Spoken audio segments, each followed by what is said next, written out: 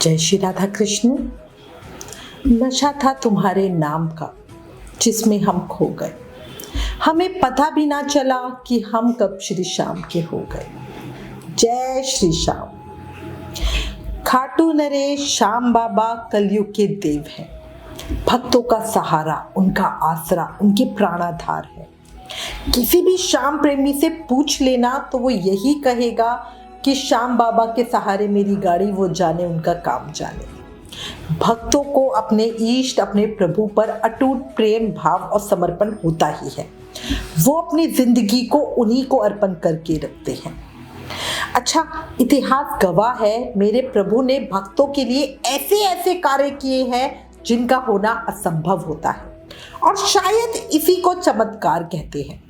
पर विश्वास रखो, ये हमारे प्रभु की लीला या भक्तों पर कृपा मात्र होती है, ठीक है, जिसे हम जैसे चमत्कार समझते हैं। अब आज इस वीडियो में आपको एक सत्य घटना बताती हूँ जो दिल छू लेगी, आंखें अपने आप बरसने लगेगी, मन भावुक हो जाएगा। पर रिक्वेस्ट है कि ये घटना अकेले में सुनना, ताकि आपका मन भी प्रभु चरणों में नव सके, कलयुग आंसुओं के सहारे खुलकर बाहर निकल सके। दूसरे लोगों के सामने ना हमारा दिमाग हमें बांधे रखता है, मन में भाव भी खुलकर नहीं आ पाते। बार बार कोई ना कोई आकर पूछता रहेगा, क्या हुआ, क्यों रो रहे हो, क्या हुआ, है ना, क्योंकि वो लोग भाव नहीं समझते, इसलिए सोचते हैं कि हम किसी दुख या तकलीफ में रो रहे हैं। वो नहीं समझते कि हम अपने प्रभु को याद करके उनके प्रेम, उनके विरह में रो रहे हैं। और मैं तो हमेशा कहती हूँ, अपने इष्ट, अपने प्रभु के लिए रोना अच्छा है। अब आपको कलकत्ता शहर की एक बहुत ही सुंदर सत्य घटना बताती हूँ। ये घटना 1992 की है। कलकत्ता शहर में एक बहुत ही धनी व्यक्ति थे, लाला राम किशोर जी। पैसा अनंत, पर उनकी कोई संतान नहीं थी, और ये दुख अपने आप में ही बहुत बड़ा था। लाला जी हमेशा सोचते, इतना पैसा कमाया, इतना कुछ किया, इसका बाद में क्या होगा। लाला जी श्याम प्रेमी थे, मतलब श्याम बाबा के अनन्य भक्त। लाला जी की तरह ही उनकी धर्म पत्नी भी बहुत धार्मिक स्वभाव की थी। घर में सिर्फ पति पत्नी और कुछ नौकर चाकर। लाला जी ने घर में ही बहुत सुंदर सा श्याम मंदिर बना रखा था। वही प्रेम, मन और भाव से श्याम बाबा की सेवा करते।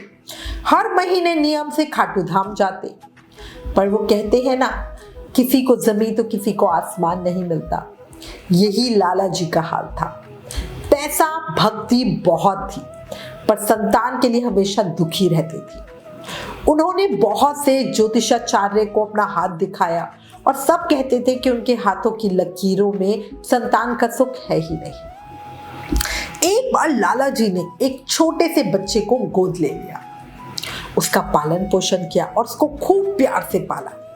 पैसे की तो कोई कमी थी नहीं, इसी से बच्चा जो कहता, जो मांगता, समय से पहले ही उसे ला देते। लाला जी ने बच्चे को लाड़ प्यार में भले ही कितना भी बिगाड़ा हो, पर संस्कार पूरे दे थे। बच्चा भी पक्का श्याम बाबा का प्रेमी था।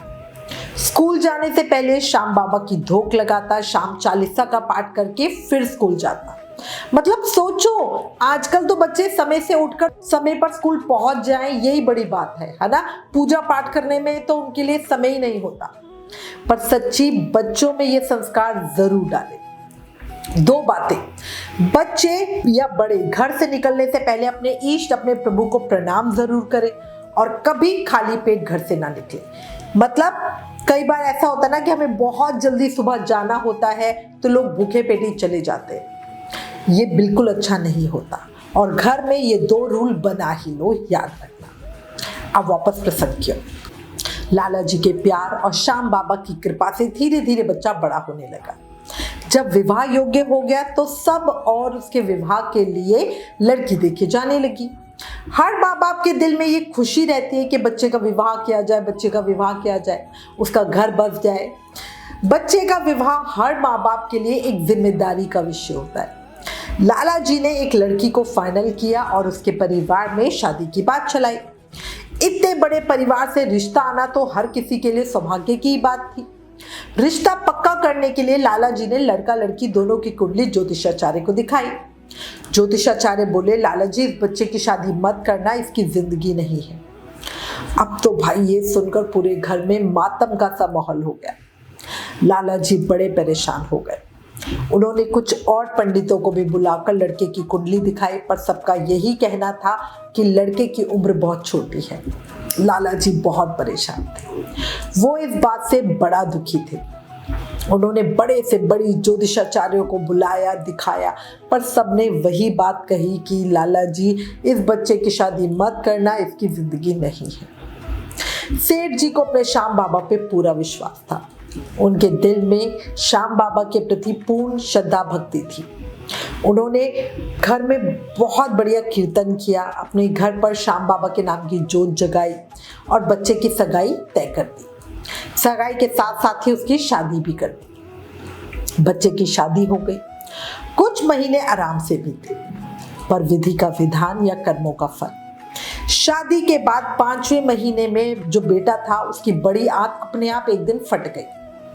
अपने आप बैठे बिठाए, और शायद मैं इसी को कर्मों का फल कहती हूँ। जाने क्या हमने पहले किया होता है जो हमें ऐसे भोगना पड़ता है।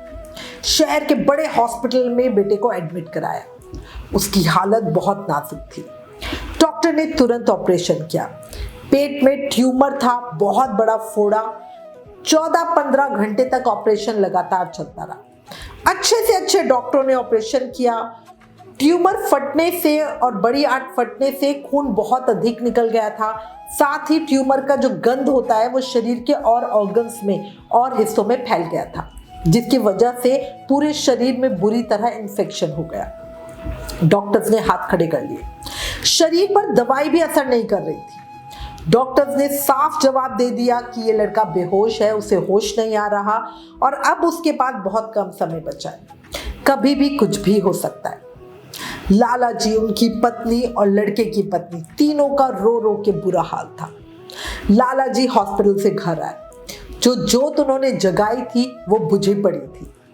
लाला जी ने श्याम बाबा के सामने अरदास लगाई, पैसे नारियल उठा के रखे, पितरों की धोख लगाई।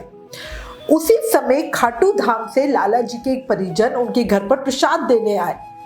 लाला जी का हाल बेहाल था और उनकी शक्ल देखकर उन परिजन ने पूछा कि लाला जी क्या हुआ, आप इतने परेशान क्यों लग रहे हो। लाला जी ने रोते रोते सब बात बताई। तो वो जो सज्जन थे बोले, आप परेशान ना हो, दुखी मत हो, मेरे पास श्याम बाबा का अंग वस्त्र है। आपको भी पता होगा कि श्याम बाबा का एक अंग वस्त्र होता है जो पूरे 365 दिन में केवल एक ही बार चेंज होता है, वो भी बसंत पंचमी के दिन। और श्याम बाबा का बसंती कलर का जो कपड़ा होता है वो बहुत बहुत बहुत अच्छा होता है। उस वस्त्र में बहुत ताकत बताई जाती है। तो लाला जी के जो परिजन थे वो बोले, अभी मैं वो वस्त्र लाके आपको देता हूँ, आप उसे बेटे के पेट पे बांध देना, श्याम बाबा सब संभाल लेंगे। और पता देखो, भक्तों का ना यही चीज मुझे सबसे अच्छी लगती है। जो पूरी तरह से समर्पित होते हैं ना, उन्हें अपने इष्ट के आगे कुछ दिखता ही नहीं है। वो कहते हैं भाई वो देख लेगा। लाला जी को तो अपने श्याम बाबा से बहुत ही ज्यादा उम्मीद थी। वो कहते हैं ना, डूबते को तिनके का सहारा। लाला जी स्वयं उन परिजन के घर गए, वहां से श्याम बाबा का अंग वस्त्र लिया और सीधा हॉस्पिटल पहुंचे। लड़के के पेट पे उसे बांध दिया। श्याम बाबा की ऐसी कृपा हुई कि 3 घंटे में लड़के को अपने आप होश आ गया, पर वो बोल नहीं पा रहा था। डॉक्टर्स अभी भी चिंतित थे, खतरा भी टला नहीं था। इन्फेक्शन पूरी तरह शरीर में फैला हुआ था। लाला जी, उनकी पत्नी और बहू, रिश्तेदार सब हॉस्पिटल में जमा थे। सबका रो रो के बुरा हाल था। इतना जवान लड़का, हाय कुछ अनहोनी ना हो जाए। अभी तो शादी हुई है, दुल्हन ने अभी तक पूरी तरह उस चीज को महसूस भी नहीं किया और कहीं बिछड़ने की रात ही ना आ जाए। सबको यही डर सता रहा था। लाला जी पूरी तरह श्याम बाबा पे समर्पित थे। जय श्री श्याम, जय श्री श्याम, जय श्री श्याम, जय श्री श्याम, बस यही उनके मन में चल रहा था। न कुछ इधर न उधर।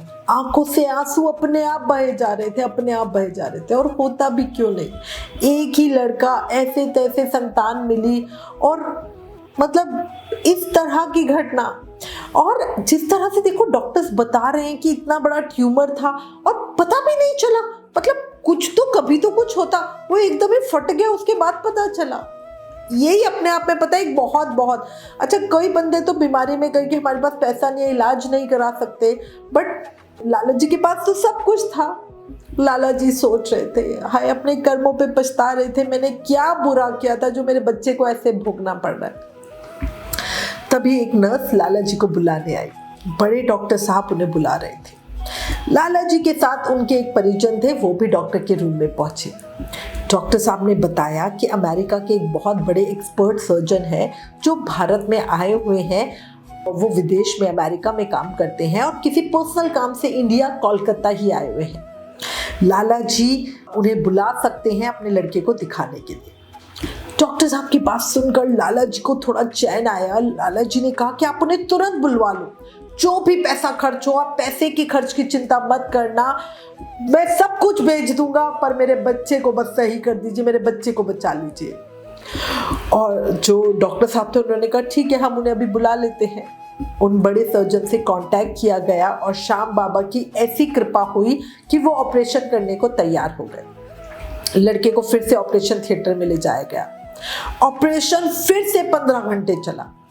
लाला जी मन ही मन अपने श्याम बाबा को पुकार रहे थे, उन्हें याद कर रहे थे, उनसे प्रार्थना कर रहे थे, बस प्रभु मेरे बच्चे को बचा लो, बस मेरे बच्चे को बचा लो। जय श्री श्याम, जय श्री श्याम, जय श्री श्याम, जय श्री श्याम। ऑपरेशन थिएटर की लाइट बंद हुई। डॉक्टर साहब बाहर आए और बोले, मुबारक हो, ऑपरेशन कामयाब रहा। बड़ी आंत का गला हुआ हिस्सा काट कर निकाल दिया, साथ ही सभी ऑर्गन्स की सफाई कर दी। अब बॉडी में इन्फेक्शन ना के बराबर है, दवाई अच्छे से असर कर रही है। अब जैसे ही लाला जी ने ये सुना, वो जोर जोर से रोने लगे। उन्होंने डॉक्टर साहब के पैर पकड़ लिए। डॉक्टर साहब उन्हें उठाते हुए बोले, कहने को तो ये ऑपरेशन मैंने किया है, पर विश्वास रखना, इतना पेचीदा केस मैंने आज तक नहीं देखा था। जब ऑपरेशन शुरू हुआ तो मन में कामयाबी की 1% भी उम्मीद नहीं थी। ऑपरेशन करते हुए मुझे लग रहा था जैसे कोई अनजानी शक्ति वहां मेरा मार्गदर्शन कर रही है, मुझे बता रही है कि क्या करना है। मेरे हाथ अपने आप चल रहे थे, जैसे कोई उन्हें चला रहा हो।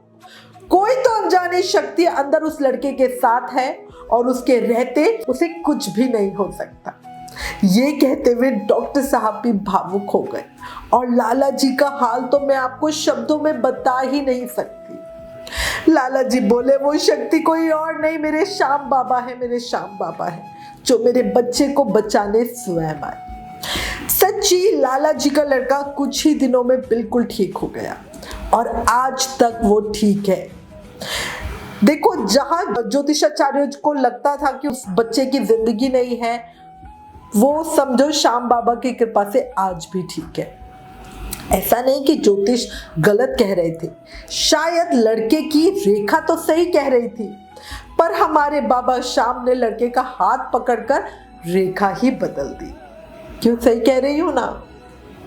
देखो, पूर्ण श्रद्धा विश्वास के साथ प्रभु को समर्पित होने के बाद जब हम सब कुछ प्रभु पे छोड़ देते हैं, प्रभु के सुपुर्द कर देते हैं, तो वो भी हमें निराश नहीं करते। और ये बात पक्की है। दो शब्द मेरे श्याम बाबा के चरणों में। हे श्याम बाबा, भीड़ में दुनिया का सहारा तुम ही हो, मेरी कश्ती बीच भंवर में किनारा तुम ही हो। थक कर रुक जाते हैं जब जब कदम मेरे, हौसला जो देता है मुझे वो इशारा तुम ही हो। जय श्री श्याम। श्याम बाबा के आशीर्वाद और कृपा की इस सत्य घटना ने मन को छुआ, आंखें नम हुई, दिल की धड़कन बढ़ी। तो प्लीज इस वीडियो को ज्यादा से ज्यादा शेयर करके सबका विश्वास श्याम बाबा पे बढ़ाओ। Please like, share and subscribe. Thank you. जय श्री राधा कृष्ण।